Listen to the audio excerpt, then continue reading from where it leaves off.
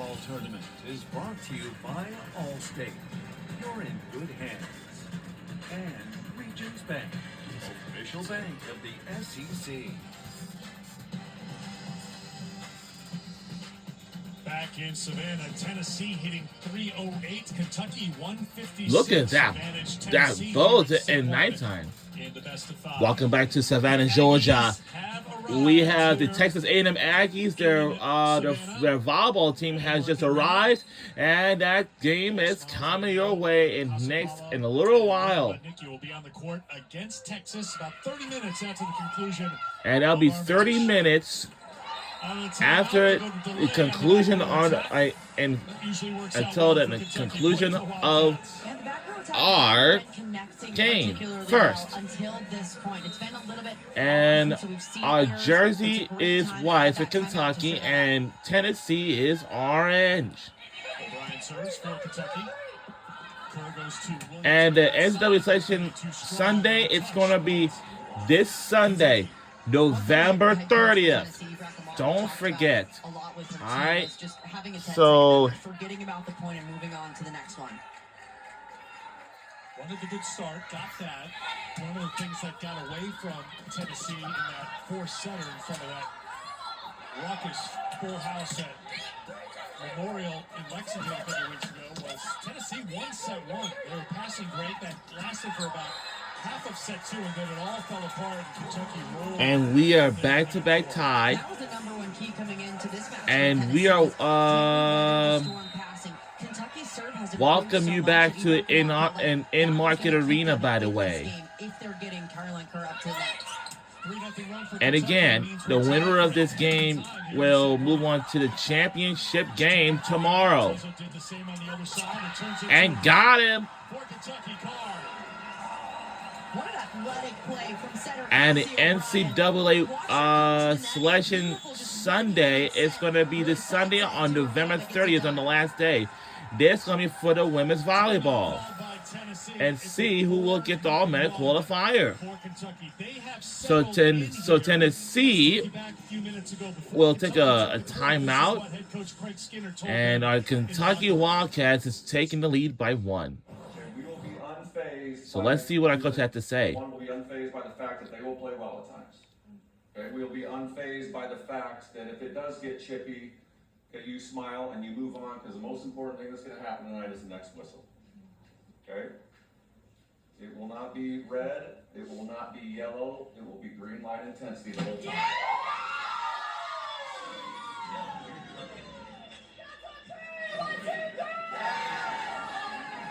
And in hearing that pregame speech, it is exactly what Craig Skinner is reiterating in the huddle. Craig Skinner is our head coach for our women's volleyball team for the Kentucky Wildcats. This can't be for real here. With the front row, and Brooklyn DeLay took over with her leadership, saying, "Settle in. We know it's going to come for us." So green light right now for Kentucky on the 4-0 run. And they're back in front in what has been a tight set one throughout. Forcing Tennessee into the timeout. 10 ties, 7 lead changes here in the first set. The winner playing in the championship tomorrow night, 7 o'clock Eastern time, against the winner of our next match between Texas and Texas A&M. Most important thing for Tennessee to bring to the court out of that timeout here, Emily? I think it's having a good pass and really that communication piece. We saw the last ball that Kentucky put in. It was a short ball right in front of the outside. So the next game after this, a rematch of the rivalry. Texas A&M versus Texas Longhorns. That'll be 30 minutes after the conclusion on our game first. Wow. It's going to be crazy now. And a net violation. Oh, darn it.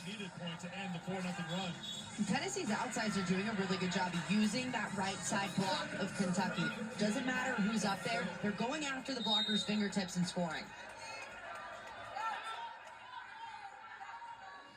Dostick puts it into play at Hudson. O'Brien took a lay out the back row. Caught there, just scrambled out of the way. Tuzzo trying to keep it alive, but it didn't go. Great shot up front from Hayden Kubik. A player that is so crafty, she's constantly throwing in tips and roll shots. That caused slight hesitation on Kentucky's side between Tuzzo and Hudson, and that ball to fall. That's going to sail long. Service error number 1 for Tennessee. Lady Vols had 3 aces in the win against Florida, 8 service errors.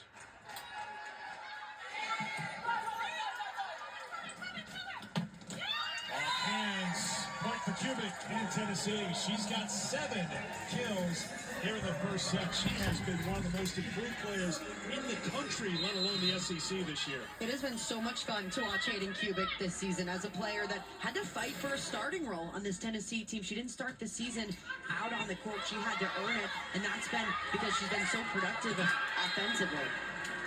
DeLay placed it perfectly off of Tennessee and drops in for a Kentucky point. DeLay now with 5 kills. Tuzzo to serve. Tie game in Serve, 18. team leader in aces with 27, but this time it sails on her long.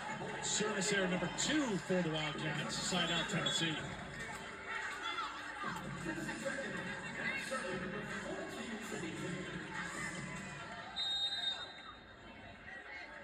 Sydney James, junior from Northfield, Minnesota, will come on. Getting late here in set 1. Hudson, O'Brien, DeLay. Kubik sends it over. O'Brien goes to DeLay. Oh, the block is there. Pollock teaming up with her teammate, the center Kerr. The wall at the nets. Beautiful hands from Caroline Kerr here to set this ball up and get the right inside for her middle Pollock to put it down. Great finish there from the middle blocker as well, turning her hands back into the court. Great time for the first block of the match for Tennessee. Short serve, big pen. Second block of the match, back to back. Tennessee. Wow. Kentucky is going to take a timeout. Yeah, it looks like a Kentucky Wildcats will take a timeout. Tennessee on top by 3. When your team is blocking well, that fuels momentum and just injects that into the entire starting group out there. It's one thing to get a good block touch, but it's another thing to completely shut down the other team's offense. Plante gets credit for the solo. Talked about it. She's played everywhere. Outside hitter, DS, libero, whatever Tennessee has needed, she's done, and she provided some defense, forcing a timeout. While they talk, I can tell you about rivalry week. So college football, now this week is a rivalry week, so we have Texas versus Texas A&M, Aggies, then Missouri versus Arkansas, Clemson versus South Carolina, and Alabama versus Auburn. All that is on Saturday, this Saturday on SEC Network and an all-new ESPN app. But some of them, you know, Alabama and Auburn, Iron Bowl, 7:30. That's all coming up Saturday, and all 4 games also available on the ESPN app. Expect the ball to come to you. Want the ball, make the play. Okay, here we go.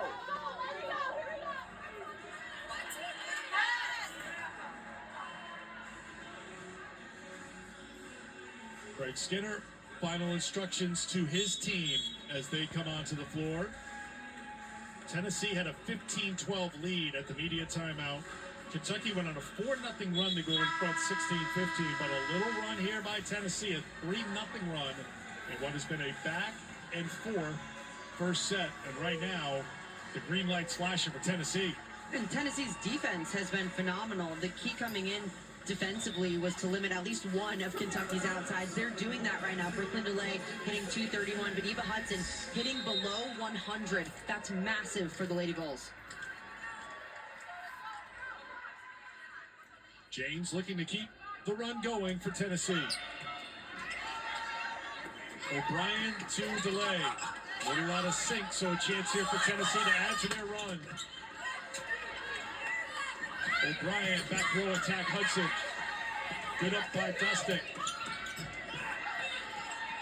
O'Brien, quick one. Another good defensive play by Tennessee. This time Kubik off hands in the points. It ends with the Plante kill, but great defense again for the Lady Vols. Nothing is falling on Tennessee's side. Their backcourt is working so hard and knows the scouting report of the hitter tendencies. That time Kubik going right into the seam of the block perfectly. 4-0 run for Tennessee. Up by 4.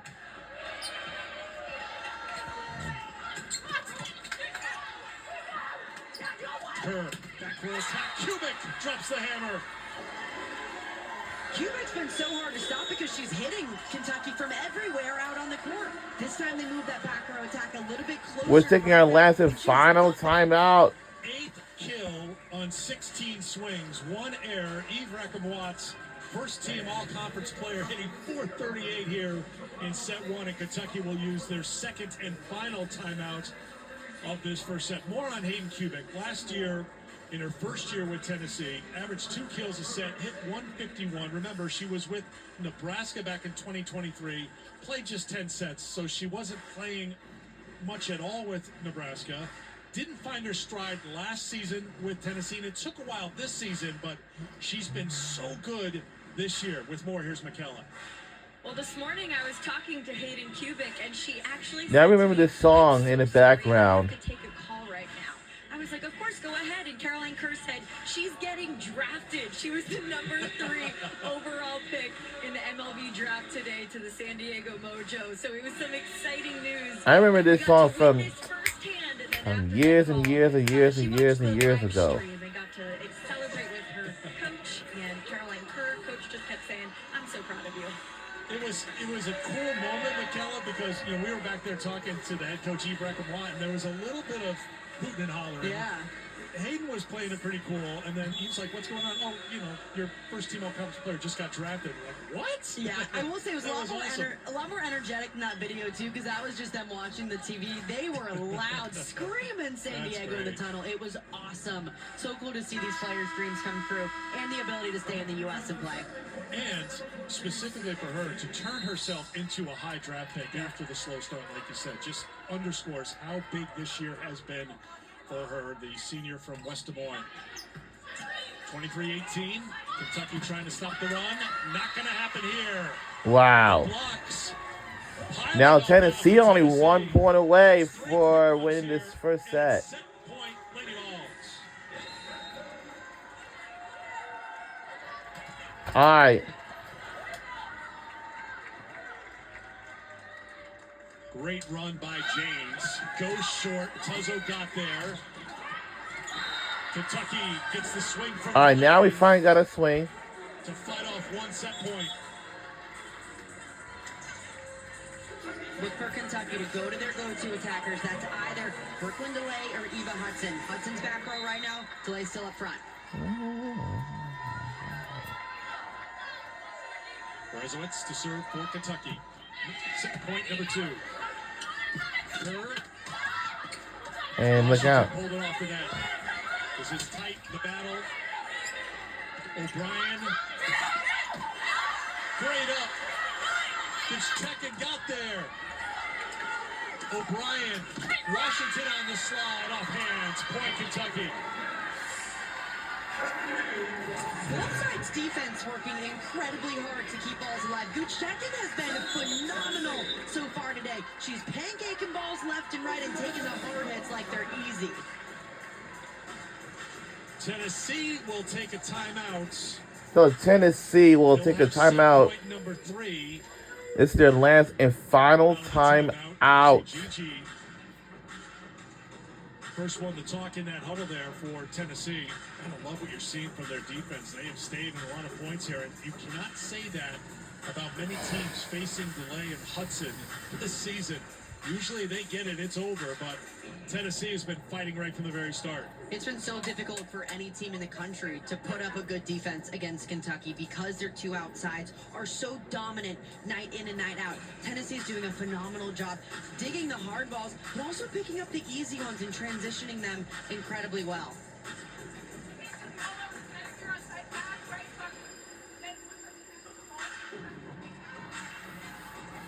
Kentucky huddled down by 4. Tennessee ready to head back onto the court.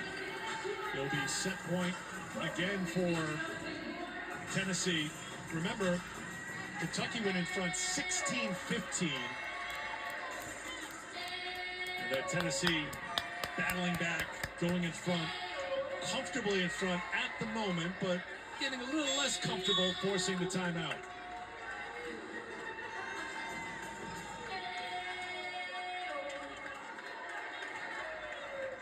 Berezowitz ready to serve I want to ask for you on Kentucky. Friday, so let's enjoy them. Same time tomorrow. Set point number 3 for the Lady Vols here in set number 1. Good serve. Kerr, back row attack. Cubic. And they did. Wow. Tennessee's too darn good too, like we are. Kill. So we lost the first set for Kentucky Wildcats. So yeah. Tennessee's defense led them to that set one when pairing that with efficient offense, and Lady Vols looking pretty good right now, the number 2 team in the country. Tennessee, like they did in Lexington, they take set 1. We will see what happens in set 2 when we come back. Set number 2 is coming your way next.